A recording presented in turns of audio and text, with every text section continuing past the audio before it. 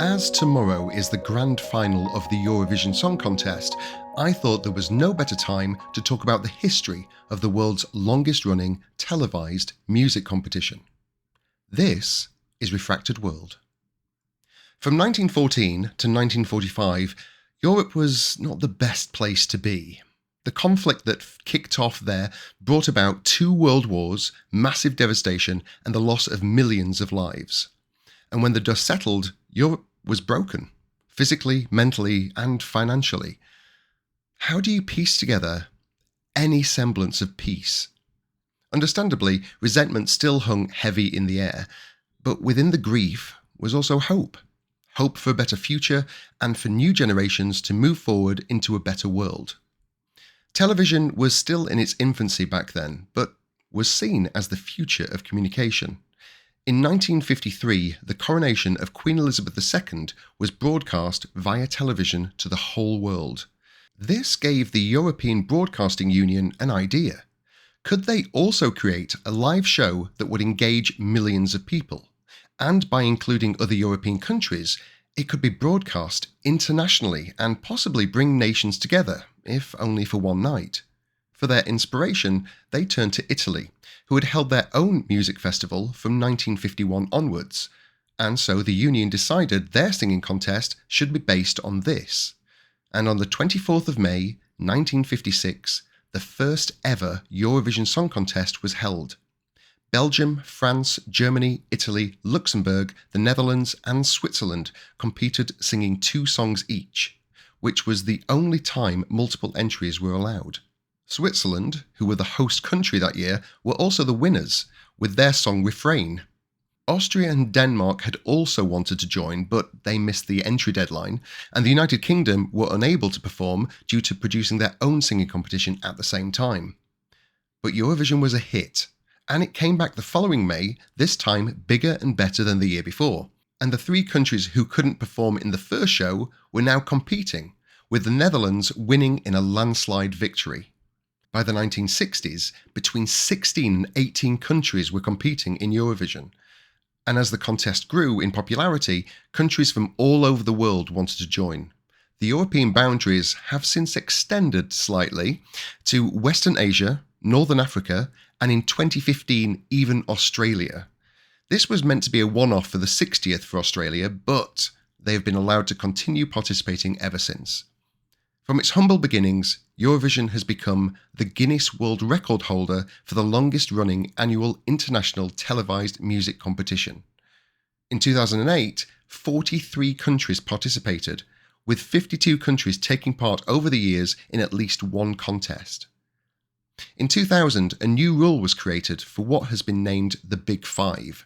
These are the 5 countries who make the largest contributions for the European Broadcast Union: France, Germany, Italy, Spain, and the United Kingdom. These, along with the winning country from the previous year, are the only countries who are guaranteed a place in the grand final, regardless of their placing in the previous year's contest. As this is a one-night-only competition, there are now just too many countries to showcase at the grand final. And so, in 2004, semi-finals were introduced. 10 songs from each semi-final will be chosen to move forward to the grand final, along with the Big Five and, of course, the winner of the previous year's contest. This caps the total at 26. When I was growing up, we always watched Eurovision at home. Everyone did. As an adult, I spent many Mays in Europe, as it was the month of my best friend's birthday, and he always liked to go on holiday for it. So we saw street parties and people crammed into bars watching the live show in Germany or the Netherlands or Spain. Wherever we went, everyone seemed to be watching Eurovision. Everyone except us, because Jason hated the show and I was at the time indifferent to it, so we tried to avoid it as best we could. It wasn't until 2010 when I'd moved into a new house and my new housemate, John, asked me to watch it with him. I did. And from that moment on, I was hooked. It was just this shining spectacle of song and dance, and I loved a lot of the songs, but my favourite was an Albanian entry called All About You. I loved it then, I still love it 14 years later, and I still play it. To this day, I can still sing all the lyrics as well. I made several phone votes for the song, but it didn't do that well. I think it came 15th. It did a lot better than the UK entry though, which that year came last. It didn't matter though. I love the show, and the song that won was great, Satellite by Lena. Since then, I have never missed the show. Although we couldn't watch it live last year as we were in Vietnam at the time, and Eurovision doesn't get that far around the world. At least yet. I told everyone not to tell me anything about Eurovision. I didn't want to know who won. I didn't want to know who came second. And amazingly, I avoided all the spoilers for 3 weeks until we finally watched it on the Saturday night as if it were live. And yeah, the best song won. It's the song I chose, which I'm very pleased about. For a change, I usually pick the ones that come last. I used to listen to the Eurovision album for weeks before the semi-finals. They usually upload it to Spotify, but I stopped doing that as I always tend to back the wrong songs. So many times, my favourites didn't even make it through the semis to the final, or if they did, they would score really badly. 2 songs that come to mind and definitely fit that category are Estonia's Rockefeller Street and San Marino's Social Network song. I don't care what anyone says, they're brilliant. Now I wait for the semi-finals to hear the entries for the first time. At least then my disappointment, if they are kicked out, is short-lived. Eurovision, which started out as an experiment for low-cost live television, reached 162 million viewers last year. It is an annual high point for many people all over the world and continues to bring joy and entertainment through song. And as a bonus to the lucky few, it has also launched the careers of a lot of people, some of whom would go on to be world-renowned megastars. And that is not an exaggeration. In 1965, France Gall was 17 years old when she won Eurovision. The victory for Luxembourg came just at the beginning of her lifelong career. With over 20 studio albums, film and TV credits, and her humanitarian work, she lived a full and fulfilled life before her passing in 2018. The United Kingdom were triumphant in 1981 when Bucks Fizz won with their own song, Making Your Mind Up. Not only is this a great song that many people still know today, they also had a quick costume change as part of the dance routine. The 2 male singers ripped off the 2 female singers' outer skirts to reveal miniskirts underneath. This has gone down as one of the most memorable acts in Eurovision history. The group went on to permeate the UK charts throughout the early 80s and beyond. Johnny Logan, who a lot of people still remember, won Eurovision in 1980 for Ireland and would go on to be a household name. He entered the competition again in 1987 with a song he wrote himself and won again, making him the first person to win the whole show twice. The second person to win the competition twice was Loreen. In 2012, she sang the Swedish entry Euphoria, which I still listen to regularly, and last year she performed Tattoo, which once again took the title back to Sweden, where the contest is held this year, and it's the song that was my favourite.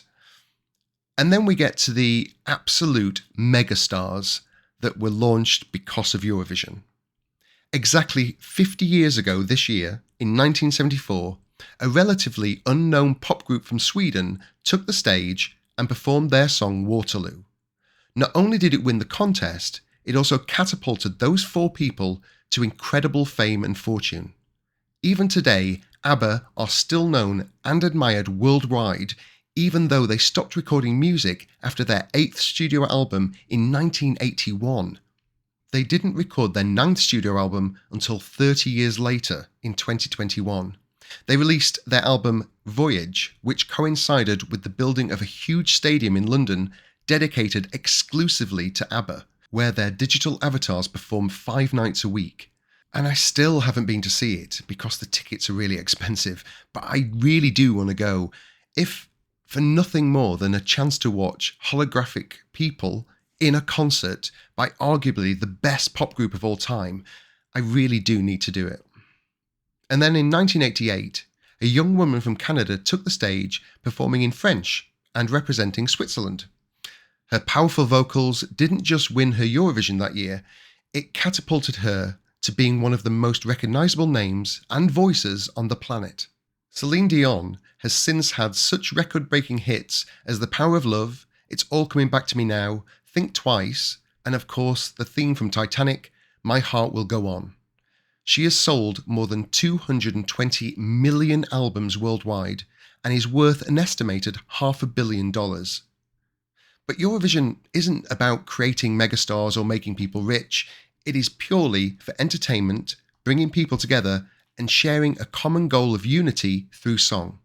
A place where everyone is welcome, everyone is showcased, and everyone is equal. And this is why for many in the LGBTQIA+ community, Eurovision is known as the Gay Olympics. Over the years, there have been many queer performers, but the first openly gay contestant was Paul Oscar, who represented Iceland in 1997. The winner that year was the United Kingdom song by Katrina and the Waves, whose lead singer, Katrina, later came out as gay. The following year, the contestant's first ever trans performer not only took part, but also won the entire competition when Dana International sang Diva for Israel. I actually saw Dana International perform this live in London later that year, and I still have that song stuck in my head. Such brilliant vocals. These trailblazers laid out a path for more queer people to feel more comfortable performing at Eurovision. Conchita Wurst is an openly gay drag queen who performed his song Rise Like a Phoenix for Austria. The song really is fantastic. If you've never heard it, listen to it, or better yet, watch the music video. It's brilliant. It reminds me so much of a Bond theme. But there was a lot of controversy surrounding him as he's a bearded drag queen. The controversy mainly came from Russia, of course, but thankfully none of that stopped the people at home voting for him. And Conchita was crowned the winner of the 2014 contest. Over the years, there have been performances with women kissing women, men kissing men, gay, lesbian, bisexual and trans performers representing countries all over Europe. In the UK, our commentator is gay. Graham Norton is an openly gay man who's been our commentator since 2009, and he even hosted last year's show, which was held in the UK after Ukraine won the year before, but obviously the show couldn't be held in Ukraine. But queer people still make up a fraction of the performers and performances, like queer people do in everyday life. We are represented alongside everyone else equally, like all people should. And yet, every single year, there is hate slung at anyone who even dares to mention equality in any shape or form. And yet, that's exactly what Eurovision stands for, and it always has. This year's UK entry is performed by Years and Years singer Ollie Alexander. He is an openly gay man, and from seeing his rehearsal videos, it seems he's going to be dancing with topless men. And of course, there's pushback to this. But what is the difference between this and a man dancing with scantily dressed women? Nothing, unless you don't believe in equality. Or queer lives. Which many people still don't. Sadly, this all leads to the thing no one likes to admit, or talk about, or even tie in with Eurovision. But it is very much prevalent every single year, and that is politics. The European Broadcasting Committee repeats the same line every year, that Eurovision is not about politics, it's a singing competition. And whereas for the most part that is true, that isn't true for the 160 million viewers. In 2022, when Russia invaded Ukraine, they were banned from entering the competition. And they are still banned, and for good reason. But when Israel invaded Palestine last year, they were not banned from entering. Personally, I believe this is a mistake. I have read some of the statements and the interviews as to why they made this decision, and I still believe they are wrong for allowing Israel to participate. And my personal opinions are shared by a lot of other people. If you look online, you will see petitions and videos and posts in their thousands showing the disdain for millions of people. I don't want to delve too much deeper into the war in Gaza. We all watch the news, we all know what's happening over there, and I don't believe I'm qualified enough to add my voice and personal opinions to this because I simply don't know enough. There are far more people who are directly affected by what's happening, and I would rather leave it to them and the qualified media to talk about it. But I do feel I can talk about it when it coincides with Eurovision. Whether you believe Israel should or should not be permitted to perform at this year's contest, unfortunately, we don't have any say in it. That decision was made by the Eurovision Committee, and Israel are performing at the semi-finals on Thursday the 9th of May. At the time of writing and recording this, I don't know if they've gotten through to the final. As they are not part of the Big Five, and they didn't win last year, Israel are competing for a chance to perform at the grand final on Saturday, along with 15 other countries. Will they get through? I don't know. But as this podcast is going out the day after the semi-final, you will have the answer. Unfortunately, I don't have a crystal ball or time travel. I do need to invent that. In the past few months, there have been calls to boycott Eurovision this year because of the decision to allow Israel in. There are also petitions for the UK entry Ollie Alexander to pull out of the show, and I'm guessing other performers have had similar petitions from their own countries. And this I don't agree with. Israel are just one of 37 countries performing this year, with 26 of them singing on the main stage at the grand final. That's 37 people or groups of people with the same hopes and dreams as the next. They have spent months writing, rehearsing and performing for this show. They are battling their nerves before stepping out in front of 160 million pairs of eyes. They will be singing live on the biggest stage in the world, and none of them had anything to do with the war in Gaza or the decision to allow Israel to perform. Eurovision is about countries coming together, singing and entertaining. One night of the year when we have unity and solidarity. You may not agree with the decisions being made in the background, I don't either, but please don't direct hate to the people who don't deserve it. I will be watching the contest and cheering along all the countries, because stepping out onto that stage and performing, any stage actually, is daunting enough. I know, I've done it so many times. But one this big? You honestly need to have nerves of steel. And that's why some years the performers sound like they can't sing. But if you watch the rehearsals, they can. It's just the nerves take over. As I've talked about in a previous podcast, when you get nervous, your throat closes up. It's the worst thing to happen. We can all bring about positive change, but we always need to focus our attention and our efforts directed to the people who can make that change happen. Personally, I'm disgusted that the Eurovision Committee decided to allow Israel to compete this year. They took away Russia's right to compete because they invaded Ukraine. But they didn't do the same for Israel, and I don't understand why. And maybe it's money, maybe it's influence. I really don't know. But they should have foreseen this happening. We are not stupid. We as the people are watching the news. We can see everything that's happening in Gaza, in Palestine. And we all know that Israel should not be competing in Eurovision. They should not be competing in anything. They are in the midst of a war. And so, why did they allow it? I don't think we'll ever get the real answer from them. But I do know from seeing footage on TV already, there are protests happening everywhere.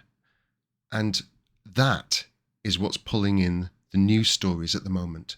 People are linking Eurovision with Palestine. And on social media, people are sharing images of what's happening in the war in Gaza at the same time as tagging in Eurovision. And so I know a lot of people will be boycotting the competition this year, and I completely, fully support you if that's what you want to do, if that's what you need to do, if that's what you believe is the right thing to do. Personally, I'll be watching, and I believe the more people who watch, the more people will learn about what's happening in Gaza, because I don't think boycotts work most of the time. There are just too many people in the world, and come on, trying to get any of us to agree on anything is impossible. And I've seen in the past year of people boycotting different companies because of the war in Gaza.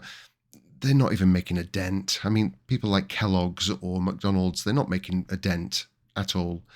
And so instead of boycotting, for me, I want to watch the show, I want to enjoy the show, but I also want to see what's happening around the show.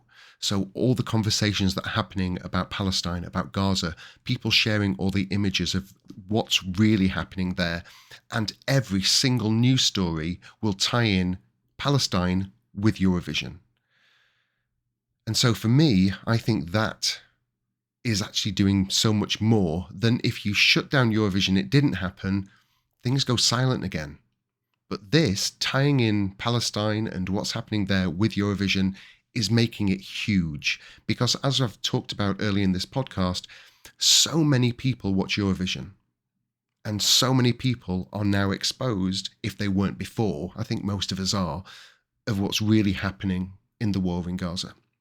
And with 160 million people, or at least from last year's figures, I have no idea how many people watch this year, but with so many millions of people watching, all eyes will also be on Gaza and Palestine, because everything is tied in with Eurovision this year.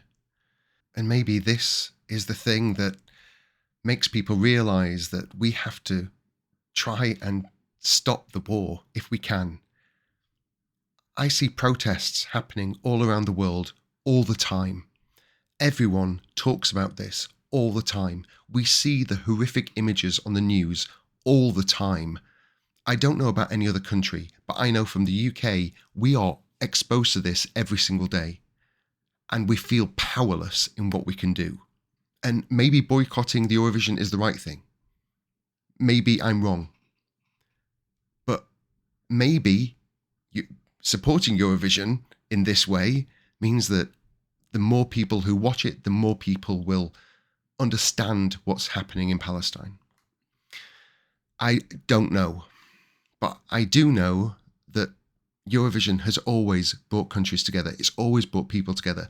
It has also been at the forefront of pushing new boundaries for the positive. There's a singer this year from Switzerland who's non-binary and sings about his journey, discovering he was non-binary. And we've had trans and gay, and I can only really talk from an LGBT perspective, but it's been a fantastic platform for so many people in so many different ways. And maybe this year it could end a war.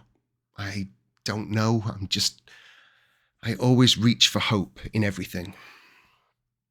But Eurovision has always had its controversies, always. And I don't remember one being as big as this or as Ukraine. But the world seems to be going to pot at the moment. And I really don't feel comfortable talking about stuff like this because as I said, I'm not an expert on any of this. And I just feel like if people stopped segregating us and stopped saying they're different, therefore we can't speak to them or we have to push them out of our lives, if we didn't do that, we would all get along. And for me, Eurovision is one of those things, one of those very few things in the entire world that do bring us together. And that's why I'm hopeful that this year it can actually help with the war in Gaza or the war in Ukraine. Because we are unified as one people. But that's me being me, as always. I just find it really painful to think about what's happening in the world and being so utterly powerless to do anything. And no matter how much we vote, no matter how much we protest, no matter how much we scream, no matter how much we talk about it, nothing seems to change because it's all in the power of governments or people with money and influence. But we have made so many positive changes throughout history. And we can do that again. So however you feel is the best route this weekend for Eurovision, then if it elicits change, then that's brilliant. And I just don't feel like we should be directing it at the wrong people. So every other country that's performing, they have no say in any of this. They will have been asked to do Eurovision before Israel were announced. And it really is a good unifier. Like I said, one of the only unifiers we have in the world, bringing so many countries together. But like I said, I don't have the answers. I'm just trying to go on hope. Because at the heart of it, Eurovision really is something truly magical.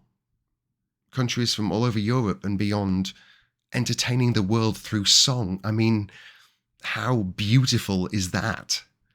And it came out of the ashes of World War II with a vision of reuniting once opposing sides. Just 10 plus years after World War II, can you imagine Germany and France coming together after that horrific war? And if they can do it then, surely they can do it now. In its almost 70-year history, the competition has only been stopped once, and that was by COVID in 2020. And for millions of people, it's not only a highlight of their yearly calendar, it's a reminder that we are all the same. We are all human beings, one race of people, regardless of language or sexuality or sexual orientation. We are one species with the same aspirations, emotions, and dreams as everybody else. And for just one night a year, we come together in the hopes of entertaining and bringing smiles to the whole world. That's how I see Eurovision. And what I believe is the main takeaway from this live television event. It's one of my favourite nights of the year. And I really do believe it can bring about positive change. And as long as it continues to do that, long may it continue into the future to help many other future generations. But they need to realise that you cannot play favourites. You cannot ban Russia but keep Israel in for exactly the same thing. It's not fair, it's not right, and this is why so many people, including myself, are upset and angry and frustrated. This has been a difficult episode for me. When I planned it out months ago, this was always going to be a Eurovision episode. And as the weeks have gotten closer to the actual event, I have been thinking of pulling the episode completely. I almost didn't record it at all because I'm upset by everything that's happening in Palestine. I'm upset that Israel were allowed to compete. And I'm upset that something that I have beloved for many years has let us all down. And that's why I almost pulled this episode. But I didn't, because the more I thought about it, the more I thought, hey, Eurovision has brought about so much good change for my life, as in my community, and so many other people. And it also has been bringing countries together for 70 years, or almost 70 years. And maybe this is the year that it can do the same. Who knows? I have no idea. But whether you are watching this weekend or you're not, I hope you have an amazing weekend. And I'll be back next week with a brand new episode. Until then, take care everybody, and goodbye.